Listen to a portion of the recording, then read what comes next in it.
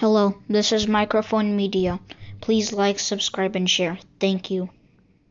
ጤና ይስጥልኝ እንደምናላችሁ እንደምናደራችሁ በመላው ዓለም ላይ ያላችሁ አድማጮቻችን ሰላም ለእናንተ ይሁን። ይህ ማይክሮፎን ሚዲያ ቁጥር 2 ነው። ለማይክሮፎን ሚዲያ ቁጥር 2 አዳዲስ የሆናችሁ ደግሞ አዲስ ቻናላችን ነው። አድማጮቻችን ወደ እናንተ በአማርኛ ለህዝባችን መላው ኢትዮጵያ ህዝብ በብዛት የሚናገረው አማርኛ ስለሆነ በአማርኛ ወደ እናንተ የምንመጣበት ነው። ከናንተው ደግሞ ብዙ ኢንፎርሜሽን እያገኘን ነው። በጣም በእውነት ኮርተንባችኋል። የአዲስ አበባ ህዝባችን ፈሪዎች ሆናችኋል። እርግጥ ምንም ሰልፍ የሚባል ግርግር የሚባል ምንም ነገር የለም። የፈለገ ነገር ቢፈጠር የድሮ ሰው እኮ የድሮ እውነት ድሮ እንበለው ከ7 ዓመት ይሄ ሰውዬ ከመምጣቱ በፊት ፖሊስ እንኳን አንድ ነገር ሲናገር ሙልጭ አድርገህ የሚሰደብበት ዲሞክራሲ አዲስ አበባ ብቻ ነው የነበረችው። ምርጫ ተበላሸ ብሎ ሰው ሰላማዊ ሰልፍ ወጥቶ ግርግር ሲፈጠር አረሳውም። የአሁኑ ግን በጣም ፈሪዎች ሆናችኋል። ግን ኢንፎርሜሽን ግን እንደዚህ እያሳለፋችሁ ምትልኩልን እየደወላችሁ ምትነግሩን በጣም በጣም ኮርተንባችኋል።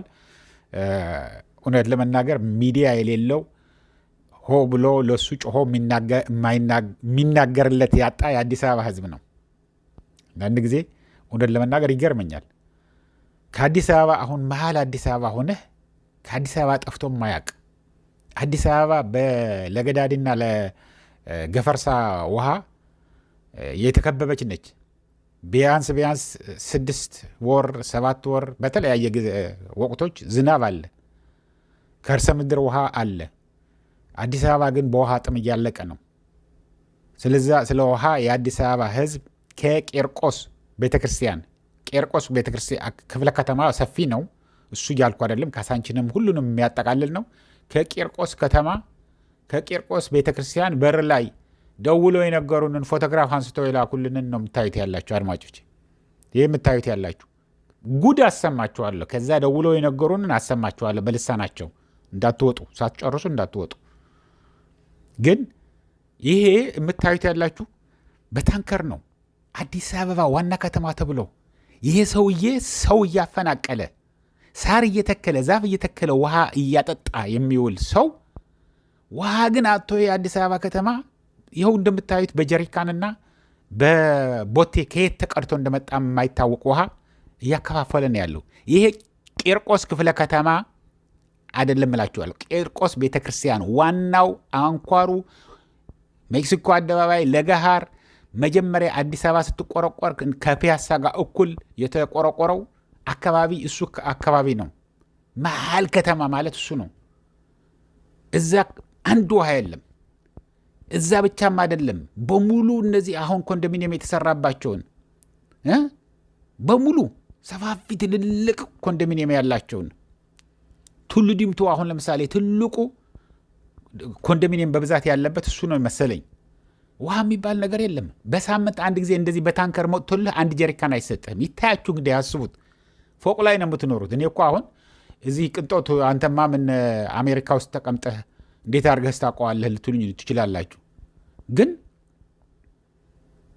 አስቡት አንድ ደቂቃ እንኳን እዚህ አሁን ሽንት ቤት ተጠቅማችሁ ስትወጡ አፓርታማ ላይ ስትኖሩ እና 5-6 ሰው ከዛ በላይም የሚኖርበት እንግዲህ የቤት ችግር ስላለ ተጨናንቆ ነው ህዝባችን የሚኖረው። አንዱ ሲወጣ አንዱ ሲገባ ነው ሽንት ቤት እየተጠቀመ የሚጠቀመው እና ውሃ የለም። እንዴት ነው የሚያደርገው? ያ ሁሉ ህዝብ በረሃ ሂዶ እንዳይሸና በረሃ ሂዶ ሰገራውንም ምናምንም እንዳይጸዳዳ የለም፣ መሬት ክፍት ቦታም የለም። ምክንያቱም ኮንዶሚኒየም በብዛት ነው ያለው። የት ነው የሚጠቀመው ነው? እኔ እውነት ለመናገር የት ነው የሚጸዳዳው? የት ነው የሚታጠበው? በሽታ ይሄ እኮ አያምጣ ነው እንጂ አንድ ወረርሽኝ በሽታ ቢመጣ የአዲስ አበባ ህዝብ እንዳለ ያልቃል። መሀል አዲስ አበባ ውሃ ጠፍቶ በ2-3 ሳምንት አንድ ጊዜ አይመጣም። መብራት አሁን እኔ በደወልኩ ቁጥር ወደ አዲስ አበባ በደወልኩ ቁጥር እዛ ቤተሰብ አሉ። በቃ መብራት ጠፋ፣ እንግዲህ ጠፋ። በየሰከንዱ ነው የሚጠፋው። ቆጣሪው በጣም ውድነቱ ሁሉንም ነገር አማሮታል ህዝቡ። ግን አንድ ቃል አይናገርም። አንድ ቃል የማይናገርበት ግን ነግሮናል። አሁን ላሰማችሁ ነው ምን ያህል ህግ አልባ እንደሆነ አገሪቷ። አዲስ አበባ ውስጥ ማንም ሰው መታወቂያ ተሰጥቷቸው ድርዮች ወጋ አድርገህ ስትሄድ ወይ ወደ ስራ ቸኩለህ ስትሄድ ፕሮፌሰር ሁን ዶክተር ሁን ስራ ፈላጊ ይሁን የኮንስትራክሽን ሰራተኛ ይሁን ምንም ልዩነት የለውም። መንገድ ላይ ቆመው ዱላና ይዘው ወይ ጠመንጃ ይዘው ቆም ይሉሃል። ምን አጠፋሁ ወደ ስራ እየሄድኩ ነው ባካችሁ ምናምን ብትል አምጣ መታወቂያ አስተሳሳየኝ ስልክህን እስቲ አምጣ። ስልክህን ይጎረጉራሉ። ምን ያደርጋሉ? ከዛ በኋላ ና እንሂድ ነው። እኔ ከምናገረው አብረን እናዳምጠዋለን። ከዛ የተነገረን ላሰማችሁ። ግን የአዲስ አበባ ህዝብ በውሃ ጥም ሊያልቅ ነው። ውሃ ግን የት ይጠጣል መሰላችሁ? መብራት አሁን በየጎደናው ይሄ የሰራውን ወደ ከቦሌ ወደ ቤተ መንግስት ይሄ ዋና ኮሪደር ተሰራባቸው የሚባል ግን መብራቱ ልክ የክሪስማስ ትሪ ነው የሚመስለው። እየተብለጨለጨ ነው የሚያድረው አሉ። በየአካባቢው ግን መብራት የሚባል የለም። አብስሎ መብላት አልቻለም። አሁን እኮ ጭንቅ ላይ ነው ያለው። ግን ህዝቡ አሁንም አይናገርም። እውነት ለመናገር እንደዚህ አይነት ፍራቻ፣ እንደዚህ አይነት ህብረት የሌለው ነገር አዎ ይገባኛል። በየአካባቢው ለያይቷቸዋል። ሰላይ ያስቀምጠባቸዋል። በየኮንዶሚኒየሙ በየብሎኩ ሰላይና ጠባቂ ተደርገዋል። ትፈራላችሁ። ግን ፈርቶ እስከ መቼ ነው? የሰውዬ ጠራርጓ ወጣችሁ ከመሃል አዲስ አበባ። እዛም መኖር አልቻላችሁም። ምግብ ጠፍተዋል። ያለ ውሃ ግን መኖር አይቻልም። ውሃ ህይወት ነው።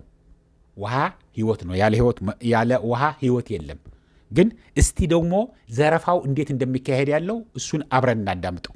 እንቀጥላለን። ይህንን በደንብ አድርጋችሁ እስከ መጨረሻ ስሙት አድማጮቼ፣ ምን ያህል እንደሆነ አንድ ቃል አልጨምርም። አብረን እናዳምጣት። ወደዛ እንለፍ። በጣም ከበደን መንገድ ላይ ስትገኝ አሁን እውነት አንዳንድ ጊዜ ደግሞ የሆነ መንገድ ላይ ስትገኝ እኔ አንድ ደግሞ የሚስጥር ነገር ባለፈ ስለ ቃሊቲ ምናምን እያወራ ነበር እስር ቤት በጣም ሰምቻለሁ። ዝም ብዬ ከአርስቱ ውጭ ሊሄድብህ ማለት እዛ ውስጥ ስላለሁበት ቀጥል፣ ችግር የለውም ቀጥል። አሁን እዚህ አምቼ ስትል ሰምቻለሁ። አምቼ መገናኛ ታውቀዋለህ? ከሱ ትልቅ አዳራሽ አለ። ትልቅ በጣም ትልቅ የሚባለው መጋዘን ለማ ይሁን ፕሮፌሰር ይሁን ምንም ይሁን እገለም ይሁን እዛ ተሸክፈ ትታሰራለህ። ከየት ከጣቢያ ፖሊስ ጣቢያ ሄደ ማለት ነው። እዛ ስትሄድ ግን እውነት የእውነቴ ነው። እኔ አሁን የማውቀው በቅርብ ስለተጎዳ ነው። 3 ቀን ከወጣ ከዛ በሶስተኛ ቀን አረፈ። ስሚንቶ ላይ ነው ወድ ዝደው እዛ የሚያጉሯቸው። ምን ስሚንቶ ብቻ ነው እንዴ? እየነገርኩ ነው እኮ ያለ ከመንገድ ከጎደናም ፕሮፌሰርም ይሁን ምን ይሁንም ያው ብር የሚባል ከጀርባ የሚጻፍ አለ ጽሁፍ። እሱም መክፈል ካልቻልክ ትታሰራለህ። ከዛ እዛ ትሄዳለህ አዳራሹ ላይ እና ከስንት ሰው ነው የምትታሰረው? እንዳልኩ ነው። ጫማ አለ፣ የሰውነት እንትን አለ ምናምን። ይሄ ሙሉ አማልተ የሁሉ ጠረን ይዘህ ስትገባ ትታመማለህ። ስትወጣ በሶስተኛ ቀን የሞተ ሰው በቅርብ ጊዜ አውቃለሁ። ቃሊትም እንደዛ ነው። ኤኒዌይ አሁን ብዙ ሰው በቃ አይደለም ምን አማሃኝተው ነው የሚያስሯቸው? ምን ስላደረገ ነው የሚታሰረው? አሁን በየመንገዱ ላይ ነው።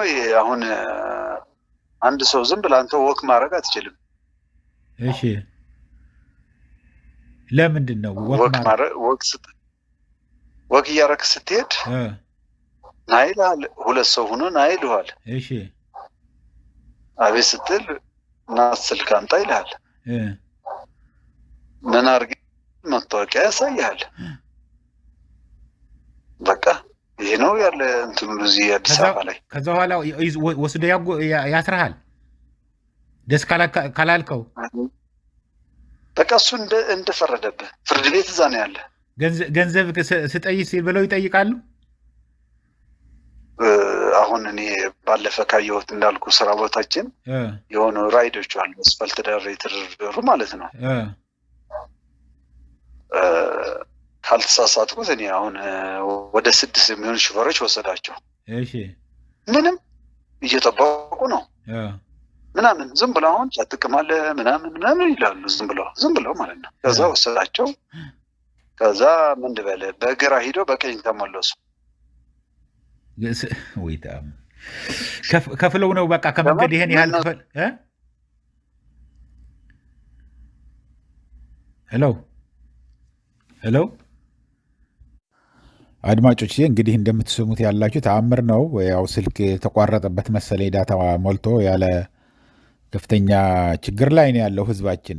እንዴት የሚያሳዝን ነገር ነው ይሄ! ብዙ ነገር ነው ያለው። የታጨቀ ኢንፎርሜሽን ነው ሰጥቶን ያለው አድማጮች። አንደኛ ማንኛውም የአዲስ አበባ ህዝብ አይመዘገብም ያለ በግድ ተመዝገቡ፣ ይህን ያህል ተመዝግቦ ካርድ አውጥተዋል፣ ይህን ያህል ሰው መርጠዋል፣ ከተመዘገቡት ይህን ያህል ፐርሰንት ለእኛ ለብልጽግና መርጠዋል ብለው እንዲገቡ ነው የተፈለገው። አሁን ግን ከሁሉ በላይ ጀመሩት የነበረው መንገድ ላይ ስትሄድ ይይዝሃል።